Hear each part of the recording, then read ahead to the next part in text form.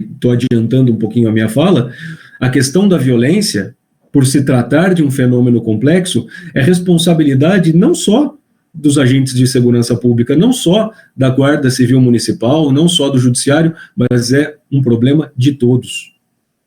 E somente com o envolvimento de todos é possível lidar com a questão da violência e, por consequência, da criminalidade. Bom, eu sei aqui, né, que os senhores já ouviram falar muito sobre justiça restaurativa, né, ao longo dessa formação, mas eu gostaria de falar um pouquinho também, até para nós chegarmos no ponto onde nós queremos chegar. Até porque, né, o conceito de justiça restaurativa, né, e os senhores e as senhoras puderam ver isso neste curso também, ele é um conceito aberto.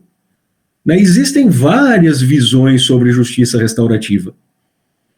Cada grupo ou cada pessoa enxerga a justiça restaurativa a partir de uma das suas faces. Né, alguns enxergam a justiça restaurativa sob o ponto de vista da vítima, né, que a justiça restaurativa atende às necessidades da vítima, outros olham a justiça restaurativa para o trabalho que ela faz com relação ao ofensor, aquele que causou um dano, né, a partir do atendimento das necessidades dessa pessoa que causou um dano e como contribuir para que ele transforme a sua vida, mude os seus caminhos de vida. Outros enxergam a justiça restaurativa a partir das transformações que ela promove na sociedade, envolvendo toda a comunidade nesse trabalho, e tudo isso está correto. Não é? Tudo isso está correto. Porque a justiça restaurativa realmente ela tem vários ângulos, porque é um trabalho grande, é um trabalho complexo, e ela pode ser olhada mesmo a partir, né, das suas diversas partes. E cada grupo, cada pessoa tem um foco em uma dessas partes. Né? Agora, por outro lado, a justiça restaurativa é esse conceito amplo, esse conceito aberto, mas ela não é qualquer coisa. Né? Não é qualquer coisa que se faça que é justiça restaurativa. A justiça restaurativa ela também tem uma identidade. É uma identidade aberta, mas é uma identidade que existe, né, e que é dada a partir dos princípios e dos valores da justiça restaurativa. Ou seja, quando nós queremos saber se alguma coisa é justiça restaurativa ou não, nós olhamos para os princípios da justiça restaurativa. E se essa ação, se esse projeto está de acordo com esses princípios, nós podemos dizer, né, que essa ação ou esse projeto, isso é algo da justiça restaurativa.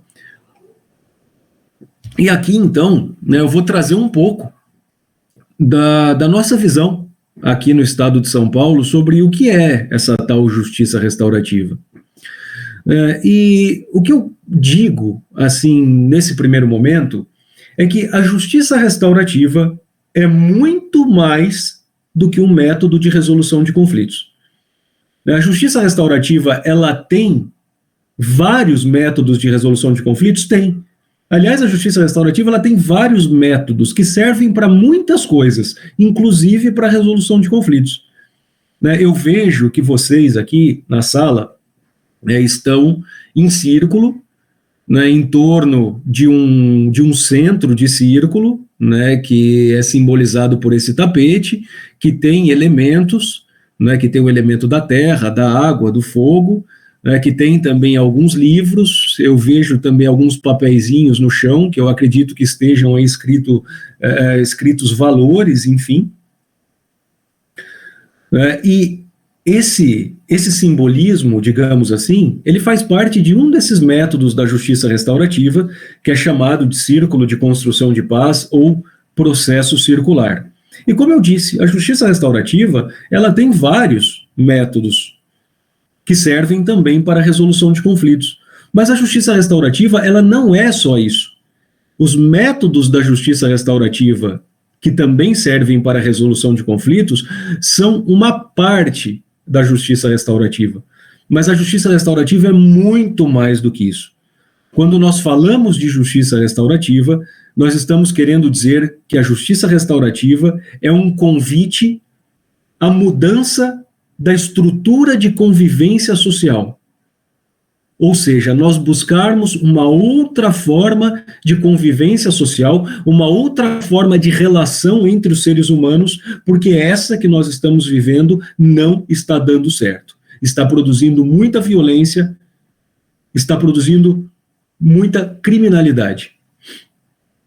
Em resumo, a justiça restaurativa é um convite a toda a sociedade para que todos se envolvam, todos se responsabilizem por uma mudança do paradigma de convivência social. E eu sei aqui que todos estão se perguntando, né? Nossa, o que é paradigma? Um paradigma, pessoal, é simples, é uma ideia simples. Um paradigma é um conjunto de ideias. É um conjunto de ideias que, em um determinado momento da história, a humanidade constrói, e a partir desse conjunto de ideias, as pessoas enxergam o mundo e passam a responder aos problemas do mundo. Isso é um paradigma. É um conjunto de ideias que forma a visão como as pessoas enxergam o mundo e respondem às questões do mundo. E aqui eu quero dizer para vocês, né, que o paradigma, esse conjunto de ideias que estrutura a nossa sociedade, e aqui eu não estou falando só da sociedade brasileira, não, eu estou falando de boa parte das sociedades no mundo todo, né, mas esse conjunto de ideias, né, que estrutura a nossa convivência social, é um conjunto de ideias que foi formado há algumas centenas de anos atrás, lá na época do Iluminismo, depois do final da Idade Média.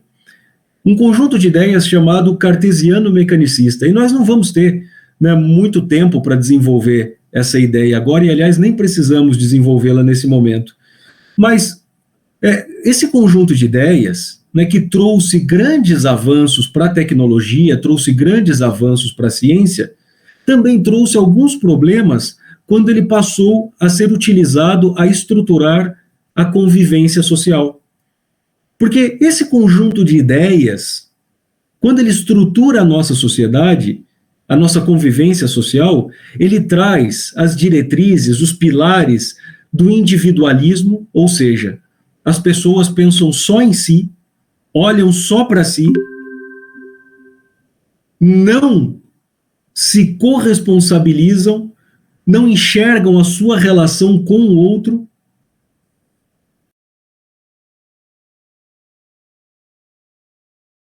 A lógica do individualismo. Esse conjunto de ideias que estrutura a nossa convivência social também traz a lógica do utilitarismo, ou seja, as pessoas só servem se tem alguma utilidade. E isso cada vez mais, né, cada vez mais intenso. Nós podemos ver, por exemplo, né, eu acredito que alguns dos senhores se lembram aqui, que antigamente, né, quando alguma coisa dava um problema, uma TV, algum eletrodoméstico, o que fazíamos? Mandávamos consertar. Hoje em dia, não. Tudo se joga fora para comprar um novo. Por conta dessa ideia de utilitarismo. Ou seja, se não tem mais utilidade, vamos descartar, não serve. Isso está sendo feito não só com as coisas, mas com as pessoas também. E essa ideia do utilitarismo, ela está ligada a uma outra, que é do consumismo. Nós vivemos numa sociedade absolutamente consumista, em que ser significa ter e ter significa ser. Em que todos estão sendo bombardeados o tempo inteiro pelo marketing, pela propaganda, dizendo, se você não tem esse celular, se você não tem essa roupa, se você não tem esse carro, você não é ninguém. E também vivemos uma sociedade, uma estrutura social de exclusão. Ou seja, se a pessoa ela não tem uma utilidade, se a pessoa ela não consome, ela acaba sendo de alguma forma excluída. Porque está fora desses padrões sociais que nos são de alguma forma impostos.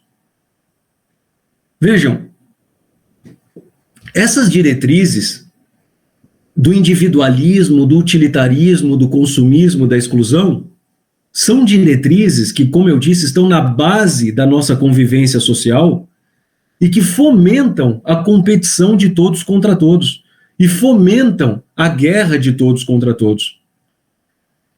Não é à toa que nós estamos vendo e vivendo tanta conflituosidade, estamos vendo e vivendo tanta guerra, em que as pessoas só olham para si e enxergam o outro como um inimigo, que precisa ser aniquilado, precisa ser excluído.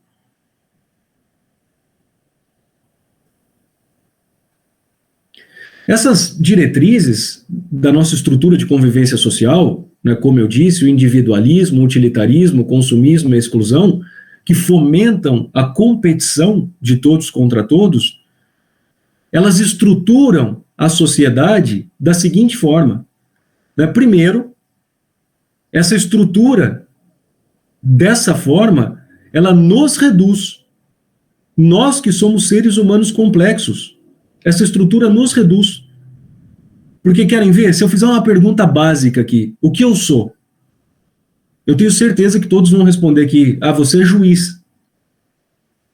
Porque todos me reconhecem numa posição de poder que me dá uma renda para eu ser um consumidor nessa sociedade consumista. E é assim que o sistema nos enxerga.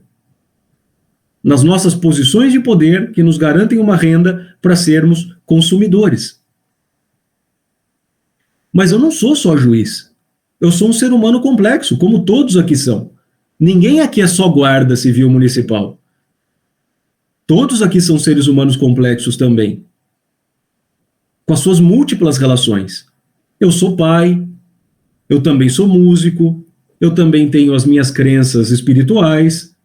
Em alguns momentos eu sou consumidor também, eu sou motorista em outros momentos, eu sou filho,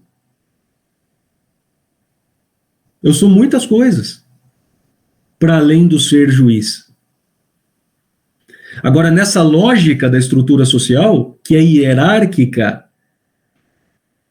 as pessoas brigam, buscam e são reconhecidas a partir de posições de poder. Numa estrutura hierárquica em que grupos se dão ao direito de dominar outros grupos.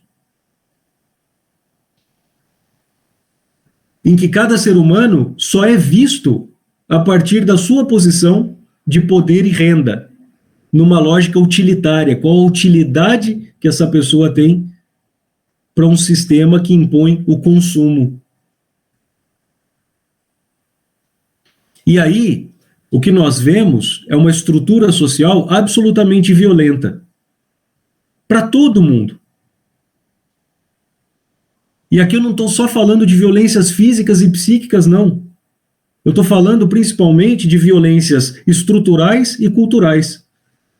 Porque temos muitas e muitas pessoas que estão desconectadas das redes sociais que garantem o bem-estar social e que não conseguem acessar serviços e recursos que, em tese, deveriam estar disponíveis a todos.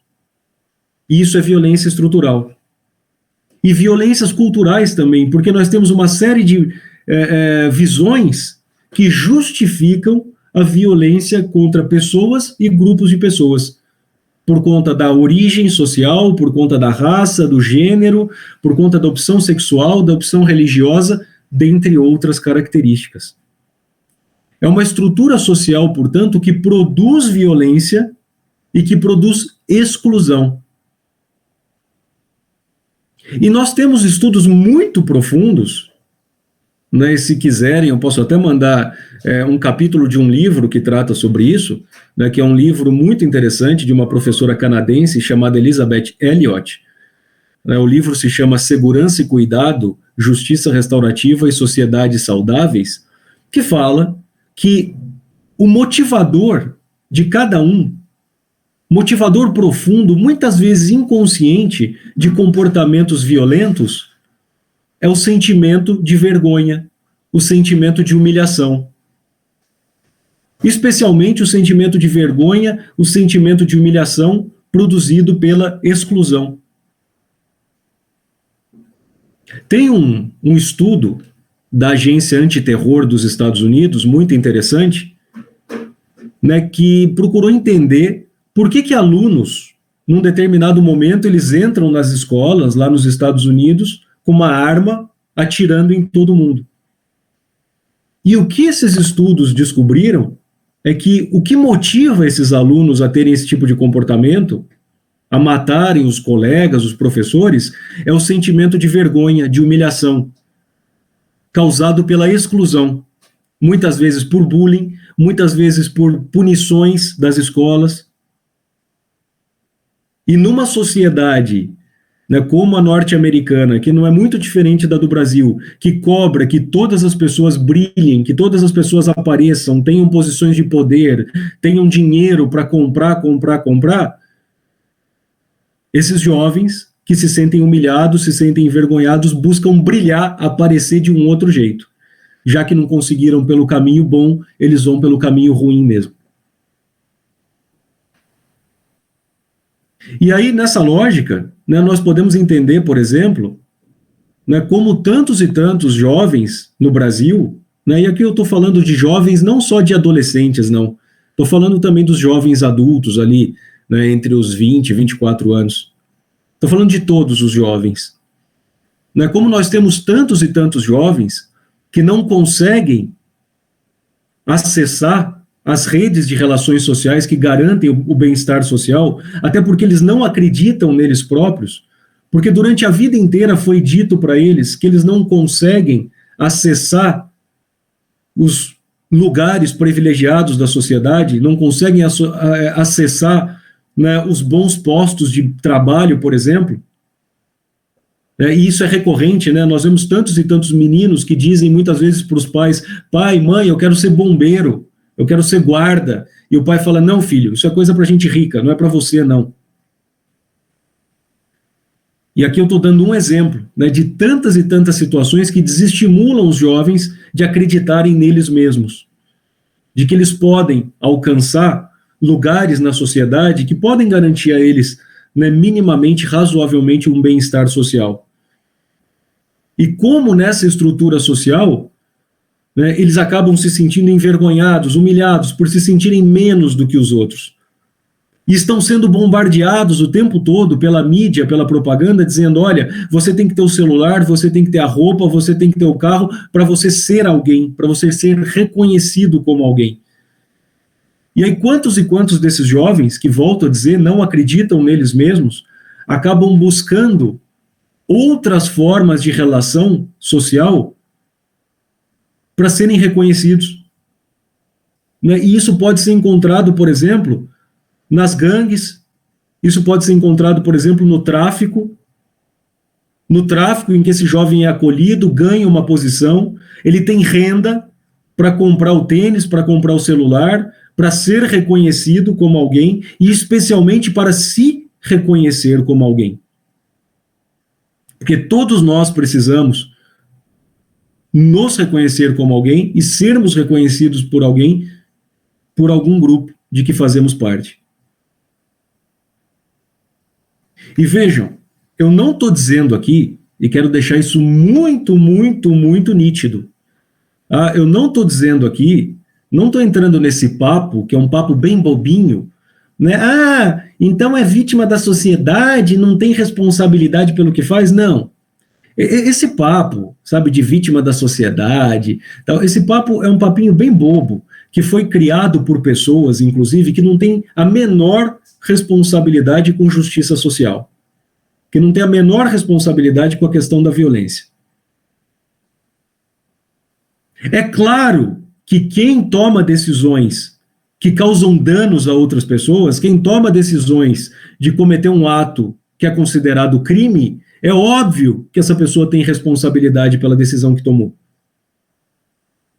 Agora, o que eu estou dizendo aqui é que se nós não olharmos para as causas profundas que estão por trás dos comportamentos considerados criminosos, dos comportamentos violentos, nós vamos passar uma eternidade enxugando gelo. Nós vamos passar uma eternidade vivendo essa sociedade que nós estamos vivendo, que para mim é uma sociedade doente. Eu costumo dizer, né, que quando acontece o que está acontecendo é porque a sociedade está doente. E o que está acontecendo? Quando, por exemplo, o guarda municipal ou o policial, ele sai do quartel com a viatura e já na esquina ele tropeça na ocorrência, e depois o judiciário está abarrotado de processos criminais, isso é um termômetro de que a sociedade vai mal. Não pode ser assim. Uma estrutura ideal de sociedade é aquela que muitas vezes nós vemos em filmes, em que o agente de segurança pública, ele passa o dia todo patrulhando, ele para na padaria para comer uma rosquinha e tomar café, ele para no mercado para conversar com as pessoas, ele vai promovendo essas conexões com a comunidade, ele é um amigo da comunidade e, eventualmente, raramente, ele precisa fazer uma intervenção para conter uma situação de violência e, eventualmente, prender alguém. Essa é uma situação ideal, em que o juiz, por consequência, teria um processo por mês para estudar aquele processo, trabalhar a fundo aquele processo. Mas a sociedade que nós estamos vivendo, o modelo de sociedade que nós estamos vivendo, né, em que os senhores e as senhoras não param, né, a cada hora tem uma ocorrência, que o judiciário está abarrotado, isso é um modelo de sociedade doente. E aí entra uma outra situação. Como eu disse no começo aqui da minha fala, o fenômeno violência é um fenômeno complexo. E as pessoas não entendem isso. E quando eu falo que o fenômeno violência é um fenômeno complexo, eu quero dizer o seguinte, que não cabe só ao sistema de segurança pública, inclusive a Guarda Municipal, não cabe só ao Judiciário resolver essa questão. E nós vemos que essa é a cobrança social, né? Que a cobrança social diz que esse sistema de segurança, né, e aqui eu estou falando do sistema de segurança ampliado, né, que começa com a guarda e a polícia, né, passa pela delegacia, passa pelo Ministério Público, passa pelo Judiciário e eventualmente termina na cadeia.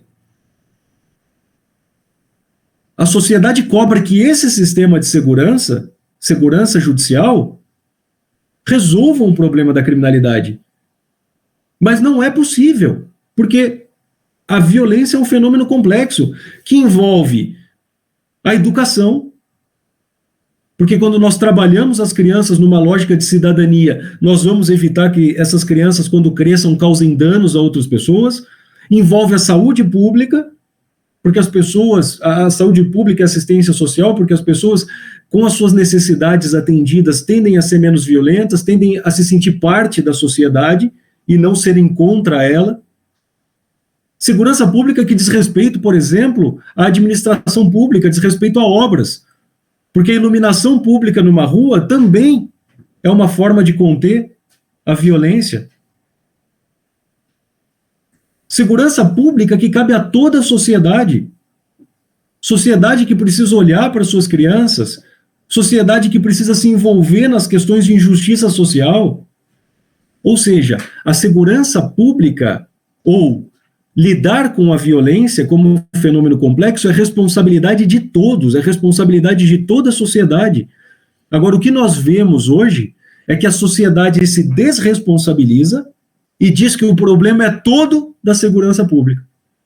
E aí cobra que o guarda municipal, que o policial, cobra que o poder judiciário e o sistema penitenciário resolvam esse grande problema complexo que é a questão da violência.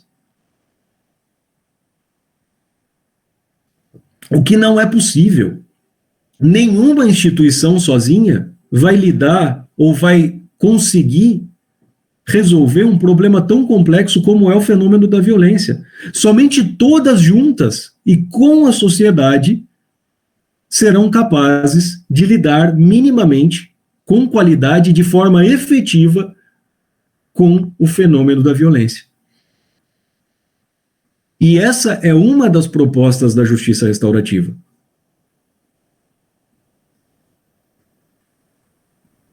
Porque a justiça restaurativa, ela é um convite para todos nós, como sociedade, nas instituições e também a sociedade civil de uma forma geral, para todos nós olharmos com profundidade para esses fatores que levam à violência. sairmos da superficialidade, para nós irmos nas causas profundas do fenômeno violência. E todos juntos, todos nós nos corresponsabilizarmos e agirmos, para não ficarmos como ficamos na sociedade, de uma forma geral, né, cada um na sua trincheira, apontando o dedo para o outro e dizendo que a responsabilidade por tudo é do outro. A justiça restaurativa não, chama todos para uma outra forma de convivência e para uma outra forma de ação, que é a partir da cooperação, todos juntos para lidar com os problemas, todos se sentindo igualmente responsáveis pela solução dos problemas. E é por isso que nós dizemos que a justiça restaurativa, então, né, e volto àquela história lá do começo da mudança de paradigmas, da mudança desse conjunto de ideias que estrutura a sociedade, que estrutura a convivência social, para nós construirmos essa convivência social a partir de outras ideias. Quais ideias? Do diálogo, da tolerância, da reparação de danos, do atendimento de necessidades, da construção de responsabilidades individuais, sim, porque cada um é responsável por aquilo que faz, mas também de responsabilidades coletivas, para que todos na sociedade entendam que são corresponsáveis por tudo o que acontece. Para que essa convivência social de todos, inclusive nas instituições, ela seja a partir não mais da competição, mas a partir da cooperação e do cuidado. Um convite a cada um de nós para o cuidado comigo, o cuidado com o outro e o cuidado com o meio ambiente em que eu estou inserido.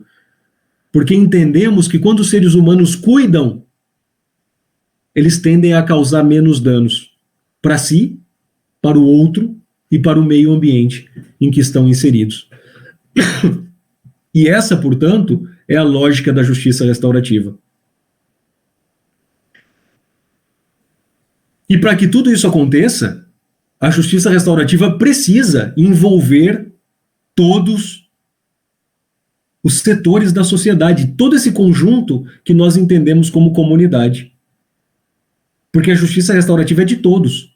Ela não é do judiciário, não é do juiz. Ela é de toda a comunidade e precisa ser construída com toda a comunidade.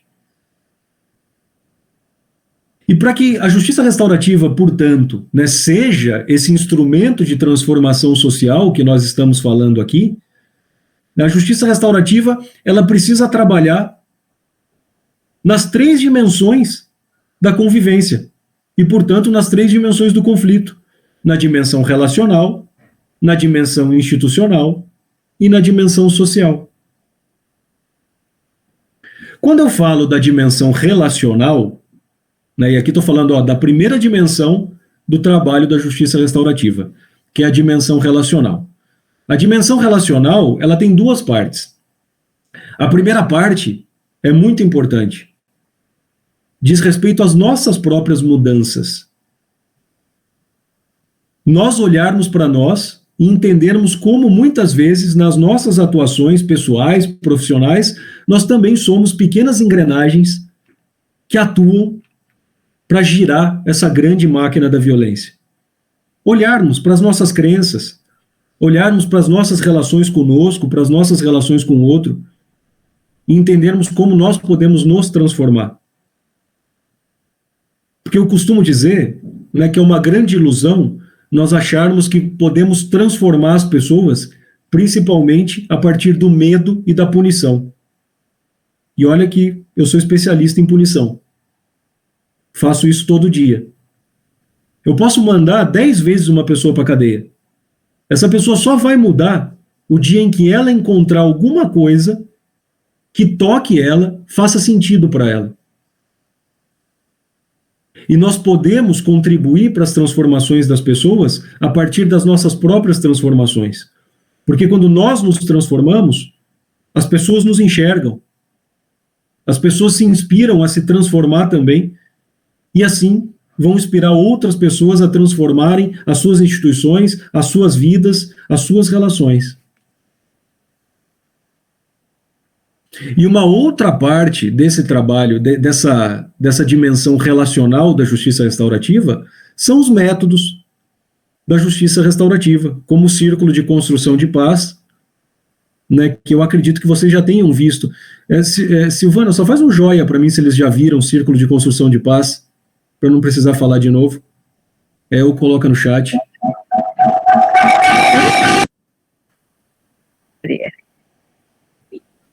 Mas a gente vai utilizar. Ou só faz um joinha para mim se eles viram o círculo de construção de paz. Um pouquinho do método do círculo de construção de paz. Opa, vários joias aqui. Maravilha. Então, como já viram, né, sobre o círculo de construção de paz, eu só quero deixar uma fala, né, sobre o círculo de construção de paz. 2 pontos, aliás, que eu gosto de ressaltar.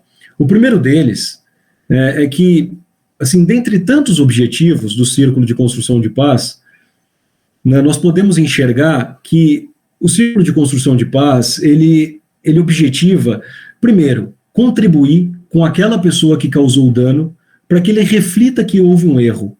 Que houve um erro não porque ele transgrediu a lei, porque a lei pode ser algo abstrato para a pessoa, que ela mal entende, mas que houve um erro porque ela causou um dano a um outro ser humano, causou um dano à sua família, à sua comunidade. E ela vai ter a oportunidade de ouvir dessas pessoas, dessa pessoa que sofreu o dano, da sua comunidade, da sua família, o dano, o mal, o sofrimento que ela causou. E a partir dessa reflexão, que essa pessoa, ela própria, se autorresponsabilize e apresente um plano de reparação desses danos. Um plano amplo, que significa não só reparar os danos que causou para a vítima, para essa pessoa que sofreu o dano, mas reparar o dano também que causou para a sua comunidade, reparar o dano que causou para a sua família, inclusive assumindo um novo caminho de vida. Mas vejam, se a justiça restaurativa, por um lado, entende que essa pessoa que fez, que causou um dano, tem sim responsabilidade pelo que fez, também entende que essa pessoa não fez isso sozinha, que existiram uma série de falhas na vida dessa pessoa, por parte da família, por parte da comunidade, por parte do poder público, que contribuíram na construção dessa trajetória que lá no final foi um grande erro. Portanto, todo este grupo está ali no círculo de construção de paz para contribuir com essa reflexão e também para outras 2 coisas. Para contribuir no atendimento das necessidades dessa pessoa que causou o dano, contribuir no atendimento das necessidades da pessoa que sofreu o dano, e mais do que isso, todo este grupo está ali para entender o que aconteceu com essas pessoas. Quais foram os fatores sociais que contribuíram para que aquilo chegasse onde chegou? E para que esse grupo da sociedade, que está ali no círculo de construção de paz, saia com um plano de ação para atuar nos fatores sociais que levaram aquelas pessoas a isso. Para que isso nunca mais aconteça nem com aquelas pessoas e nem com outras pessoas. E assim a sociedade se corresponsabiliza e busca a prevenção. Eu vou dar um exemplo aqui. Aqui em Tatuí teve uma época que a gente teve um surto de pichação na cidade. E aí buscava-se trabalhar com os instrumentos conhecidos, os adolescentes e os jovens adultos eram apreendidos, eram presos em atos de pichação, e havia punições, e isso não estava resolvendo nada. Até num determinado momento que nós começamos a derivar todos esses casos de pichação para o núcleo de justiça restaurativa. E aí nós fazíamos círculos de construção de paz envolvendo representantes do movimento hip-hop. E aí muitos desses meninos, meninos que eu falo, inclusive alguns adultos, que foram flagrados em atos de pichação, eles no meio do círculo de construção de paz, eles diziam assim, tá bom, entendi, eu estou expressando a minha arte de uma forma equivocada. Então me ajudem a expressar minha arte de uma forma correta. E aí vejam só, estava ali no círculo de construção de paz representantes do Conselho de Cultura, da Secretaria de Cultura, da Secretaria de Assistência Social, da Secretaria de Educação, e todos se davam conta de que não havia um espaço na cidade para os meninos desenvolverem arte. Qualquer arte que fosse. Muito menos a arte do grafite, que é tida como uma arte marginal. E aí o que foi feito? entendeu-se que era necessária uma ação para implementar vários espaços de grafite na cidade, e esses espaços foram implementados em instrumentos públicos, em escolas, em outros equipamentos públicos, de maneira que muitos desses meninos que estavam pichando se comprometeram a ser monitores de grafite para outros jovens. E tantos outros jovens não entraram na pichação porque tinham essa oportunidade de aprender grafite.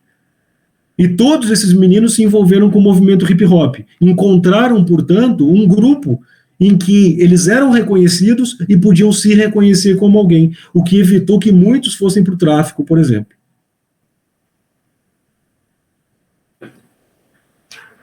Bem, estou dizendo tudo isso para falar que o círculo de construção de paz, ele tem toda essa ideia que eu trouxe aqui. Ele não pode se transformar num tribunal disfarçado. O grupo que está ali não está ali para julgar aquela pessoa que causou um dano. Porque se essa pessoa que causou um dano for julgada pelo restante do grupo e o grupo quiser impor a ela alguma coisa, aí nós estaremos causando um estrago muito sério ao Estado democrático de direito.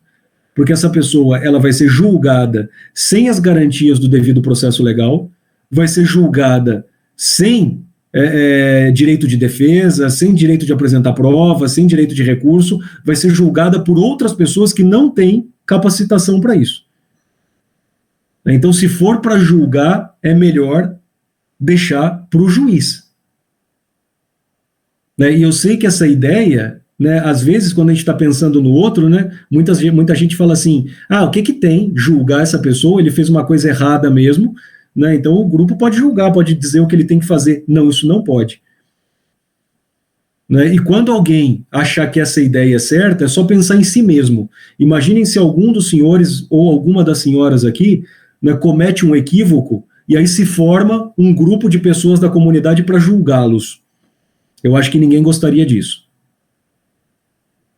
Então isso também não pode acontecer com qualquer outra pessoa que seja. É isso que eu gostaria de falar, então, sobre o círculo de construção de paz. E aí eu passo, né, para a segunda dimensão do trabalho da justiça restaurativa, que é a dimensão institucional.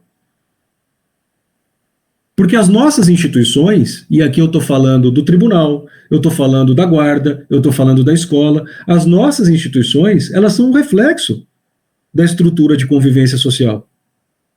As nossas instituições, elas são punitivas, elas são excludentes, e não é por maldade das pessoas, não. A lógica institucional leva as pessoas a isso.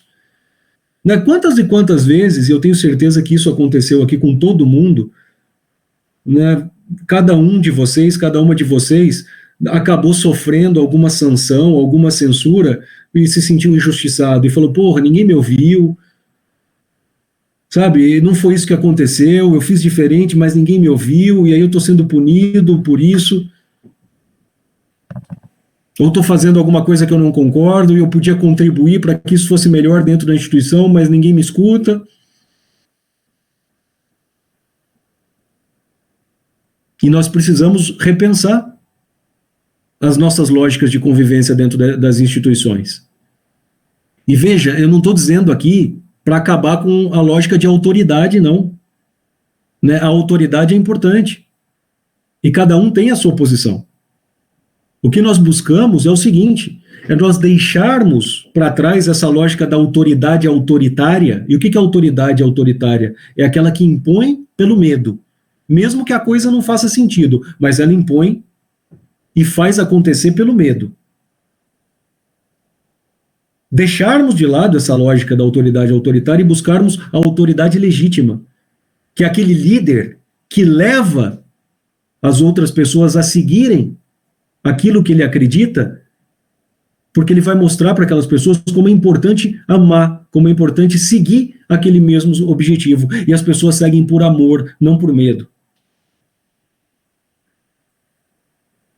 E como nós precisamos pensar em mecanismos, né, para transformar as nossas relações institucionais.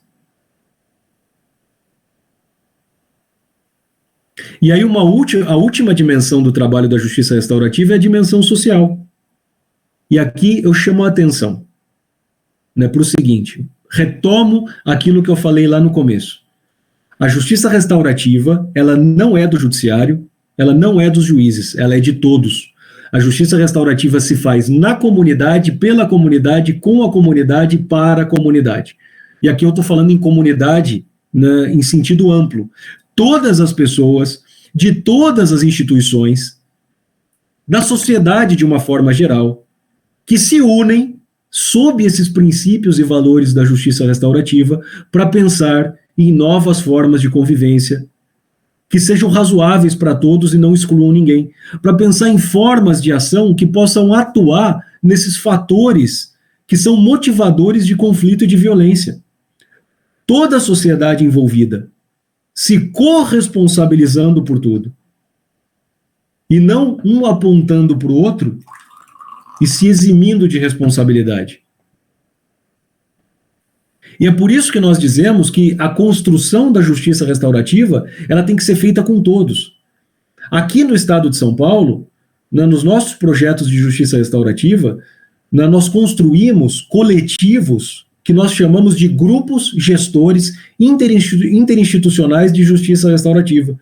Em cada localidade, que envolvem, por exemplo, esses grupos gestores, eles são integrados por representantes de secretarias municipais, conselhos municipais, universidades, organizações não governamentais, das forças de segurança, do judiciário, do Ministério Público, da Defensoria Pública, ou seja, grupos gestores que envolvem todos da comunidade, e este grupo comunitário será a base de sustentação de um projeto de justiça restaurativa. E aqui no estado de São Paulo, né, nós temos toda essa política de justiça restaurativa que é gerenciada e coordenada por esse grupo gestor da justiça restaurativa. Né, aqui eu não estou mais falando desse grupo gestor local, que é interinstitucional, estou falando do grupo gestor da presidência do Tribunal de Justiça, do qual eu faço parte, que coordena essa política de justiça restaurativa e dá suporte a todos os núcleos de justiça restaurativa em cada uma das cidades.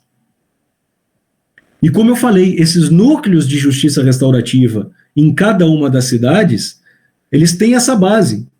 Eles nascem a partir desses grupos gestores interinstitucionais que envolvem toda a comunidade, para que toda a comunidade, todos os setores participem da construção da justiça restaurativa.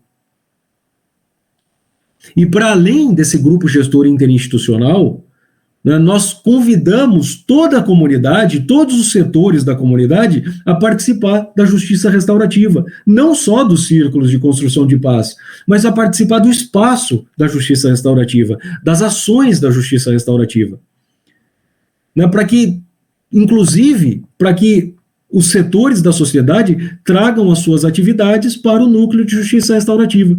E foi nessa linha que, em 2019, o curso de formação continuada da Guarda Civil Municipal de Tatuí veio para o Núcleo de Justiça Restaurativa. Aqui em Tatuí, eles chamam esse curso de EQP. Eu nem sei exatamente o que significa essa sigla, não sei se vocês chamam de EQP aí também. Mas é aquele curso anual de qualificação profissional, que aqui é chamado EQP.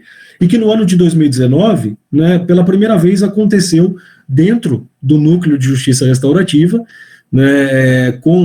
até porque quem assumiu a coordenação do curso foi um inspetor Arruda, que esteve na Justiça Restaurativa durante muitos anos, e isso, claro, com o apoio do secretário de Segurança, o Coronel Miguel, com o apoio do diretor Francisco, com o apoio do comandante à época, e o curso ele foi feito dentro do Núcleo de Justiça Restaurativa.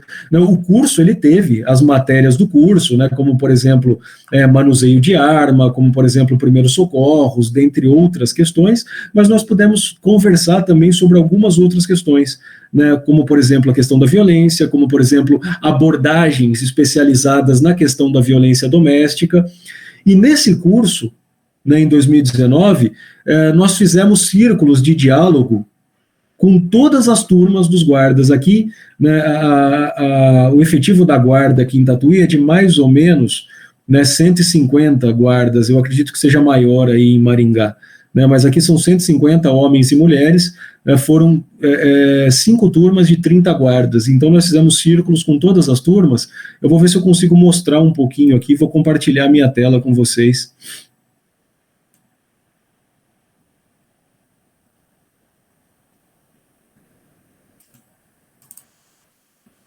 E aqui é mais difícil, né,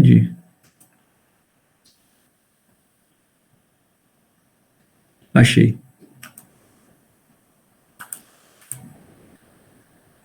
Vocês estão enxergando a minha tela? Não? Acho que agora vai, hein? Foi? Aqui, aqui é o espaço maior, né, do Núcleo de Justiça Restaurativa de Tatuí. E esse foi um círculo de diálogo com uma das turmas de guardas.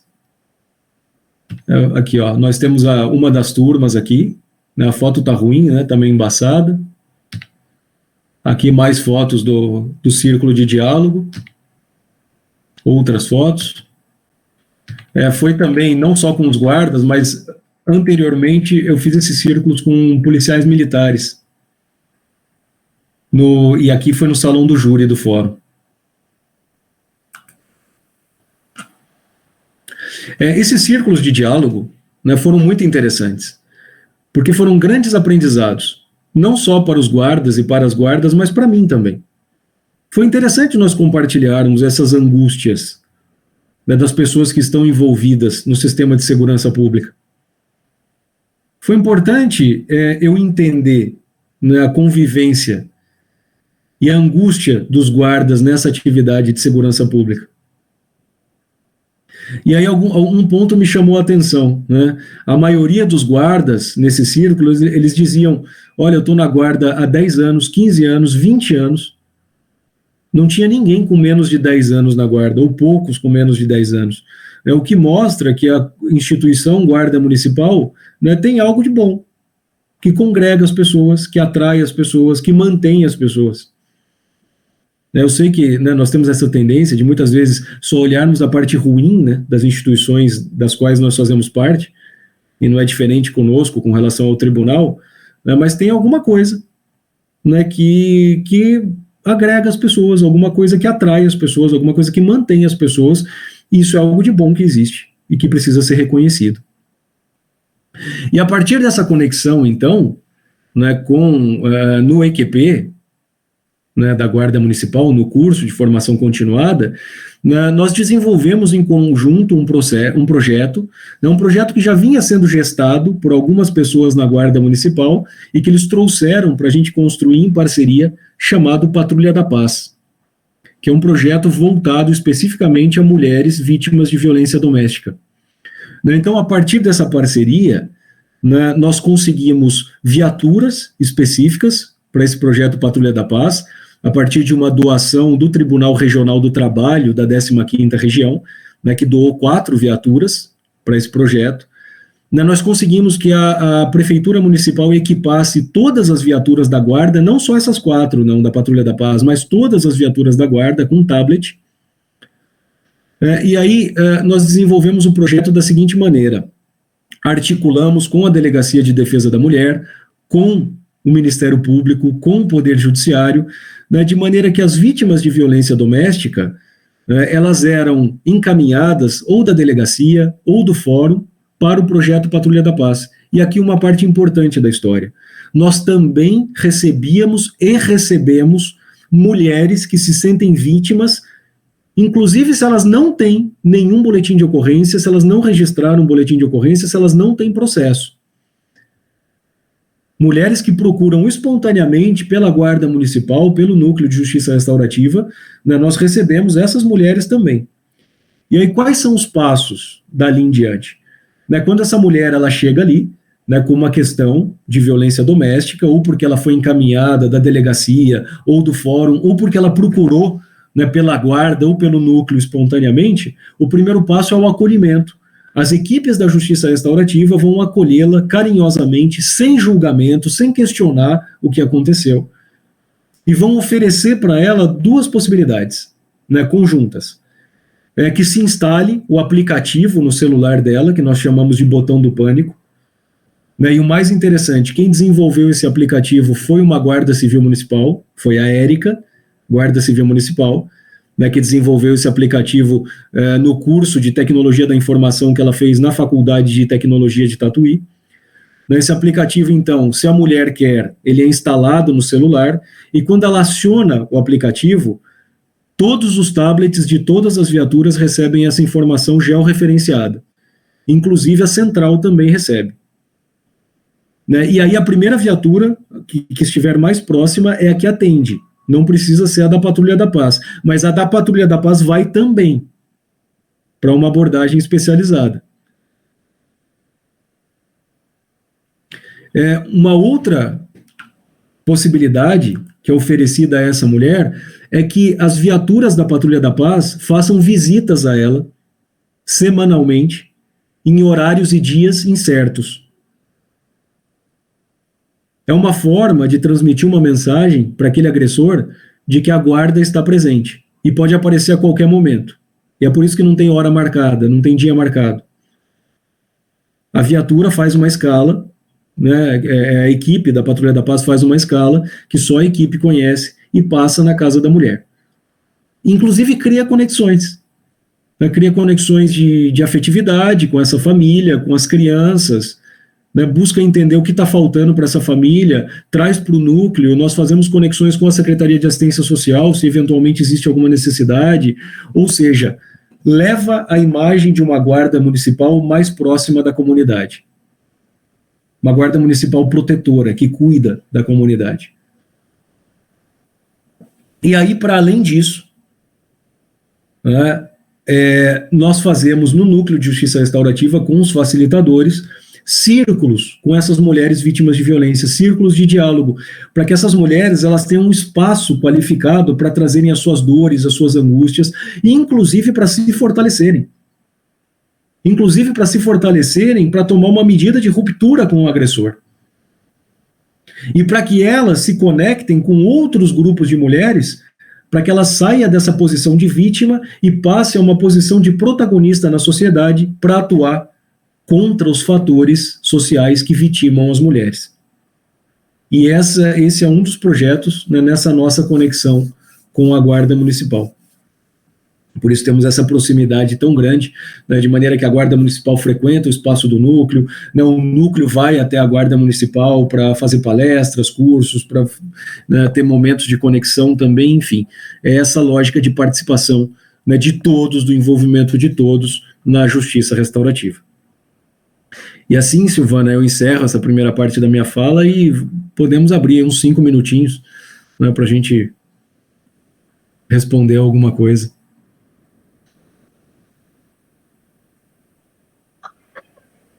Tá nos ouvindo? Tô sim. Tá? Tem uma pergunta aqui, eu vou virar o note pro Calegari, pode ser? E ele vai fazer a pergunta dele, tudo bem? Uhum. Tá ouvindo bem, doutor Marcelo? Tô sim. Tá ótimo. Doutor, bom dia. Bom dia. Eu gostaria de saber, o senhor mencionou que a questão do artigo 44 da Constituição Federal, ao qual estabelece sobre a responsabilidade de todos, assim como é um dever do Estado, a segurança pública. Uhum. Mas assim, eu como guarda municipal e operador de segurança pública, eu percebo assim, que há uma falta de integração entre todos os órgãos, assim como a parte do Estado, assim como a sociedade como um todo. E às vezes eu percebo que a própria sociedade às vezes se sente carente em participar desse âmbito, porque às vezes a gente faz a apreensão, aí corre o trâmite, apresenta para o delegado de polícia, que remete ao Ministério Público e remete ao Judiciário. E em um curto espaço de tempo, essa pessoa é reintegrada novamente na sociedade e comete outros delitos. Como que o juiz entende que isso poderia melhorar? Porque a gente vê também muitos agentes de segurança desempenhando as funções, às vezes com medo e com receio, para utilizar os próprios equipamentos aos quais eles são treinados para isso. Então eu gostaria de saber a opinião do magistrado em virtude disso. Pois é Calegari, né? Isso. Pois é, Calegari, é muito importante a pergunta, né? E são muitos fatores, né, que vêm dessa pergunta, muitas partes para nós trabalharmos a respeito. Primeiro, que nós vivemos numa sociedade, volto a dizer, individualista, que cada um só olha para si, né, para o benefício que pode ter para si, e se desresponsabiliza do resto. É claro, não posso generalizar, né, tem tantas e tantas pessoas preocupadas com o todo social, né, e que atuam, né, para o bem-estar social, né, mas existe uma grande maioria, né, que pode até se preocupar de alguma forma com o resto da sociedade, mas uma preocupação, né, que diz respeito àquilo que atinge a mim, então que não deixa de ser individualista também. E nessa lógica individualista, né, as pessoas elas tendem a se desresponsabilizar das coisas e atribuir a responsabilidade sempre ao outro. Né, porque nós temos uma questão, né, que vem conosco, que é a questão da culpa. As pessoas, elas confundem dois conceitos que são diferentes, que são culpa e responsabilidade. Responsabilidade e culpa são coisas diferentes, só que as pessoas só enxergam a culpa. Só que elas acham que culpa e responsabilidade é a mesma coisa. E cada um não quer se sentir responsável porque não quer se sentir culpado, porque se sentir culpado significa ser punido. Então, como eu não quero ser punido, eu não quero também carregar a responsabilidade da culpa. E para eu não carregar a responsabilidade da culpa, eu não me sinto responsável pelo que acontece e jogo a culpa e a responsabilidade no outro. Então, vivemos essa lógica, né, individualista, isolada, de cada um olhar para si e achar que a responsabilidade e, por consequência, a culpa é do outro. E nós estruturamos a sociedade e as instituições dessa forma. Né, isso vem de muito tempo. Né, cada instituição atua no seu quadrado. Né? Olha, eu vou até aqui, que a minha responsabilidade, daqui eu passo para outra, aí a outra passa para outra, a outra passa para outra, até que dá looping e volta aqui de novo. Eu costumo dizer isso, olha, o adolescente, ele passa pela escola, passa pela família, passa pela escola, né, a escola chama a guarda apreende, passa pelo Ministério Público, vai para mim, eu mando para a Fundação Casa devolve para a escola um pouco piorado, e aí a gente vai vivendo esse ciclo. Por exemplo, não existe um trabalho de rede, né? Existe uma instituição passando o problema para outra quando termina o limite da sua caixinha, na lógica de encaminhamento, mas não existe um trabalho de rede. Inclusive, no próprio município, nós falamos de rede de garantia de direitos, né? Que são serviços que existem, alguns bons serviços, inclusive, mas que não se articulam em rede. Rede é outra coisa. Rede é isso que eu estou falando, que é a proposta da justiça restaurativa, que é todas as instituições e a sociedade se articularem para pensarem não só na solução de problemas, mas inclusive na construção de políticas para lidar com esses problemas. Isso é rede. E nós não atuamos dessa forma. Né? E aí precisamos pensar o seguinte também, né? Se essa lógica está funcionando, né? Porque parece, vai, aí manda vai para a prisão ou vai para a Fundação Casa. Aqui, Fundação Casa são as entidades aqui do estado de São Paulo em que ficam internados os adolescentes em conflito com a lei, né? Eu estou falando Fundação Casa, mas pode ser que muitos aí não saibam. São as unidades de internação de adolescentes. Né? Então o juiz aqui manda para a prisão, para a Fundação Casa, aí, fica por curto espaço de tempo, volta para a sociedade, comete novos delitos, né? Como se ficasse por mais tempo melhoraria. Não, tem muitos estudos dizendo que quanto mais tempo em unidades de internação, de privação de liberdade, volta pior ainda. Então a questão é a gente pensar o seguinte, esse sistema está funcionando? Talvez esse seja o ponto para a gente pensar. Né? Einstein dizia o seguinte, né? Beira a insanidade, nós fazermos as mesmas coisas todos os dias e esperarmos resultados diferentes. E a pergunta é essa, esse sistema está funcionando? E eu digo, não está funcionando. Porque a gente está tratando aqui da dor de cabeça com aspirina.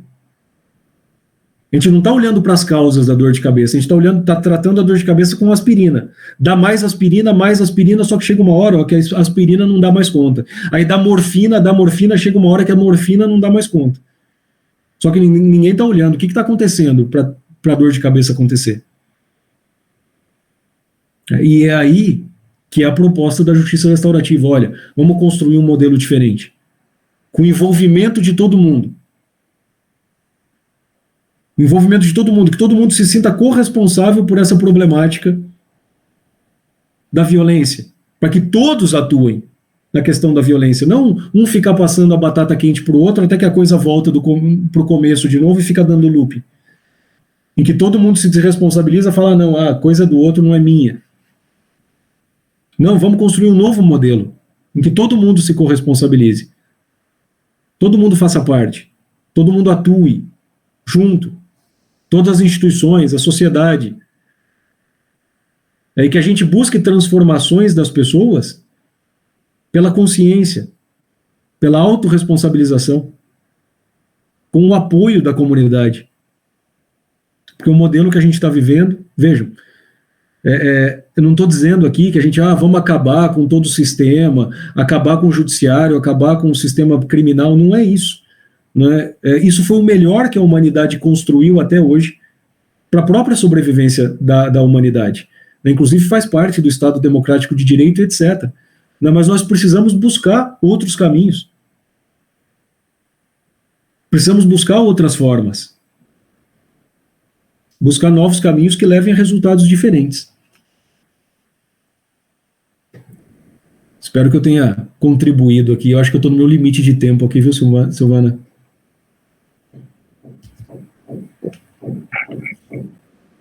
Obrigada, acho que respondeu sim. O Jorge quer fazer uma pergunta. Jorge, pode vir aqui, por favor? Está no celular? Então, vai entrar aí, você já entrou, vai fazer pelo celular, tá bom? Bom dia, Jorge. Bom dia, doutor. A minha pergunta é sobre o crescimento populacional das pessoas em situação de rua, que vem acontecendo no nosso país, que não está tendo controle, principalmente das instituições sociais, e que também não está tendo um trabalho conjunto de projetos que possam, a Guarda Municipal também, estar realizando um trabalho mais eficaz. O que poderia, nesse sentido, a Justiça Restaurativa, enquanto o trabalho que a Guarda procura fazer, ela pode estar contribuindo para o controle maior. Excelente pergunta, Jorge. A questão da população de rua é um outro fenômeno que, para mim, também, da mesma forma, é um termômetro que nos mostra como a estrutura de convivência social vai mal. A sociedade, ela deveria ser construída e estabelecida, de maneira que as suas relações pudessem promover bem-estar para todos. E nós estamos vendo aí uma grande massa de excluídos, e uma massa de excluídos em condições muito, muito, muito precárias, que são as pessoas em situação de rua. Então, para mim, isso é um termômetro de que muita coisa vai mal. O sistema econômico vai mal, o sistema político vai mal, a convivência social vai mal, o egoísmo das pessoas vai de vento em popa, de maneira que nós tenhamos uma parcela da sociedade em situação de rua extrema. E não é diferente, isso eu vejo, é um fenômeno que acontece desde as pequenas cidades às grandes cidades. O crescimento da população de rua em São Paulo, por exemplo, capital, é algo vertiginoso. E não é só na capital, não, nas pequenas cidades também. Agora, algumas questões que nós podemos olhar a respeito disso, claro, entender o que pode ser feito em termos macro, para que as pessoas elas possam ter emprego, possam ter um mínimo de bem-estar social, possam ter um mínimo de bem-estar na vida para não chegarem na rua. Esse é o primeiro ponto. Agora, com relação às pessoas que estão na rua, aí eu me lembro que uma vez, uma pessoa da assistência social me fez essa pergunta: o que fazer? Qual a fórmula? E o que eu digo é o seguinte: não tem uma fórmula única. Nós precisamos entender que essas pessoas que estão em situação de rua, elas, cada uma delas tem uma motivação para estar na rua. Cada história é diferente da outra.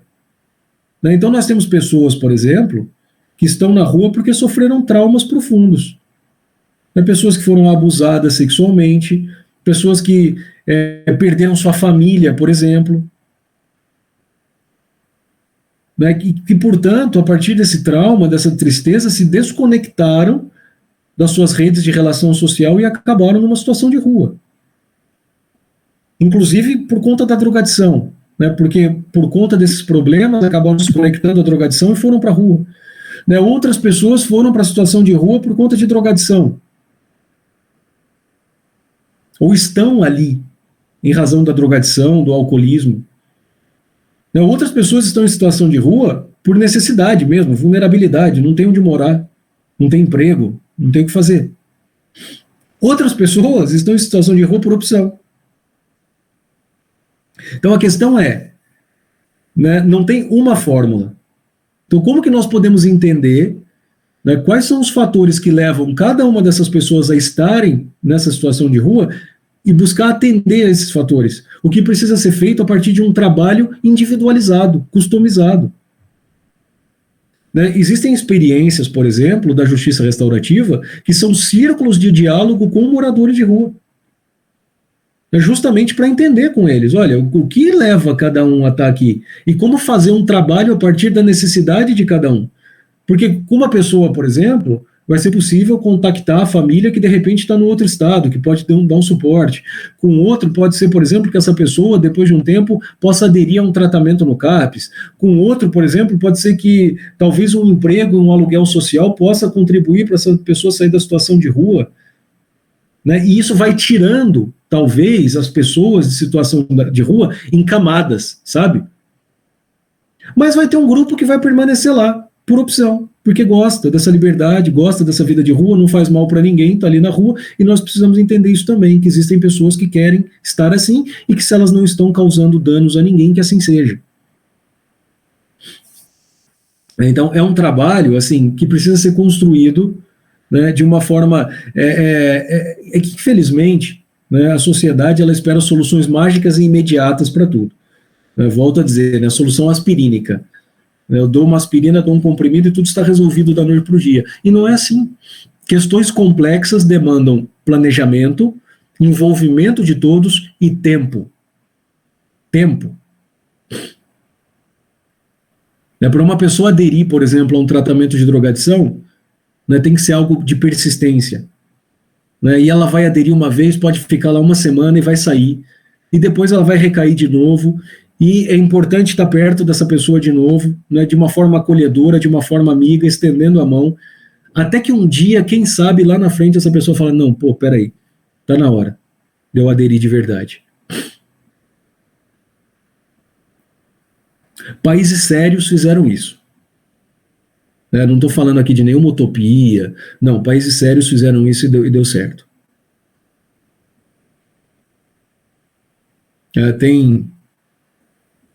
Tem um trabalho, por exemplo, né, que foi feito em Berlim, na Alemanha, né, na década de 80, tinham as heroinolândias, onde as pessoas usavam heroína igual nossas cracolândias, assim, pessoas em estado lamentável, né, nas ruas, usando heroína e tal. Sabe o que eles fizeram lá? Eles envolveram, né, todos os setores da sociedade, né, principalmente aqueles que já atuavam com aquelas pessoas, né, organizações não governamentais, né, assistência social, todo mundo que já atuava com aquelas pessoas ou que seria importante para aquilo. E aí eles construíram centros interdisciplinares perto das heroinolândias. E aí sabe o que eles faziam nesses centros? Eles trocavam heroína por ópio, que é uma droga muito mais fraca. E quando a pessoa ia lá pegar o ópio, era o tempo da equipe interdisciplinar, com psicólogo, assistente social, todo mundo fazer o trabalho de convencimento daquela pessoa para aquela pessoa aderir a um tratamento. E eles foram muito eficientes nisso. Conseguiram acabar com as heroinolândias. Agora imagina se a gente fala isso no Brasil. Olha, vamos na Cracolândia, a gente constrói centros multidisciplinares tal, e troca crack por maconha. E tem um estudo da Unifesp, da Universidade Federal aqui de São Paulo, muito interessante, que diz o seguinte: eles fizeram experimentos com viciados em crack, né, pessoas assim severamente comprometidas com crack, trocaram por maconha. e achavam que essa pessoa ficaria viciada em maconha, o que já seria muito bom, né? Ser viciado em maconha ao invés de crack já é um avanço. Mas essas pessoas em 3 meses largaram da maconha também. Agora, se a gente propuser esse tipo de trabalho aqui no Brasil, né, mas não sei o que, vai dar droga para as pessoas, e ppp, né? Então, assim, é sempre esse achismo, né, essa coisa de eu acho que isso, eu acho que aquilo, e ninguém olha para estudos científicos, para aquilo que deu resultado e experiências de outros países que deram resultado. Agora tem uma outra questão também. Essas pessoas, né, que se desconectam, que vão se desconectando, né, das relações sociais que garantem o bem-estar, né, a pessoa se desconecta da família, se desconecta da escola, se desconecta da sociedade e cai numa situação de total desconexão social, que é a situação de rua. Essas pessoas, elas costumam ir caindo numa espiral, assim, sabe? Que tem um sociólogo que chama de espiral diabólica descendente. Essa pessoa vai se desconectando, vai caindo, se desconectando, vai caindo, até que ela chega lá no fundo do poço. E aí, eu vi uma palestra uma vez, né, de um sociólogo, no sistema de administração penitenciária aqui em São Paulo, e eu me esqueci o nome desse sociólogo, mas ele diz o seguinte, que infelizmente, as nossas instituições, né, que tentam promover a reconexão da pessoa, né, a esse sistema social que garante o bem-estar, elas são muito exigentes. E a pessoa, ela está lá embaixo, no fundo do poço, ela não consegue se conectar a tanta exigência. Então, por exemplo, vem assistência social para um morador de rua, não, agora você vai trabalhar, você vai morar numa casa, você vai na igreja, você vai estudar, você vai não sei o quê, é muita coisa para uma pessoa que está completamente desconectada. Então, nós precisamos pensar como nós podemos fazer planos com essas pessoas que vão indo aos poucos, sabe? Porque essas pessoas, elas não conseguem nem pensar num plano de vida a longo prazo. Se você perguntar para ela o que vai ser da sua vida daqui a um mês, a pessoa fala, não sei. O projeto de vida delas é de um dia. Elas buscam juntar dinheiro para comer naquele dia. O que vai ser no dia seguinte, ela já não sabe. Então, o projeto de reconstrução de vida dessa pessoa tem que ser diário. Olha, hoje você vai fazer isso. Hoje você vai só lá no CAPS. Ah, mas e depois? Não, lá no CAPS a gente vê. E lá no CAPS convida para ir por outro dia, e depois por outro dia, e assim por diante, até que essa pessoa consiga, minimamente, ter um pouco de ideia de construção de um projeto de vida a médio prazo. Para esse projeto de vida ir crescendo um pouco, né, outras exigências serem feitas. Porque senão espana todo mundo. Enfim, espero ter contribuído. E volto a dizer, né, eu sei que muitas vezes, né, resolver o problema da pessoa em situação de rua, né, cai nas costas da guarda. E cá entre nós, não é uma questão para a guarda resolver. A guarda tem um papel importante nisso, tem, de retaguarda para as outras equipes atuarem. Mas não pode ser uma obrigação jogada nas costas da guarda. Claro, né, se tiver uma situação de violência, né, sem dúvida, né, aí é o agente de segurança, é a guarda que tem que intervir. Né, mas o trabalho em si, né, de reconstrução de vida dessas pessoas, da problemática da situação de rua, está, né, muito mais atrelado a outras áreas do que a área de segurança pública em si, né, ou a Guarda Civil Municipal.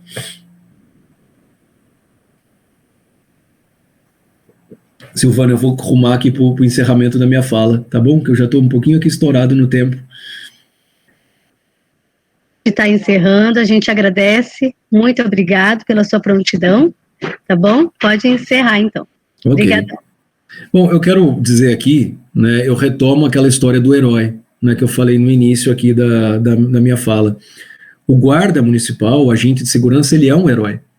Porque, como eu falei, quando tem uma situação de risco, é ele, agente de segurança, ela, guarda municipal, que vai ao encontro da situação, enquanto todo o resto da população está correndo dessa situação.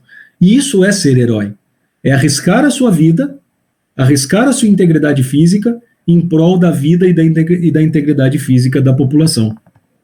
E aí a pergunta, né, mas qual herói que nós queremos? né? E o padrão de herói que nós temos, que vem de Hollywood, que vem dos desenhos animados, não é um bom padrão de herói. Nós temos, por exemplo, o Batman, o Super-Homem, que são heróis violentos. Né? Que nós podemos ver nos filmes que o herói, para destruir o inimigo, ele acredita que ele pode destruir a cidade inteira e ele causa mais estrago na cidade, naquela luta final com o inimigo, do que o estrago que o vilão causou ao longo do filme inteiro. Esse não é um bom exemplo de herói. Não é o herói para quem os fins justificam os meios, que ele pode fazer o que tiver que fazer para destruir o inimigo. Inclusive ser violento. E aqui eu quero deixar uma outra coisa bem nítida também. Ser firme e ser violento são duas coisas completamente diferentes.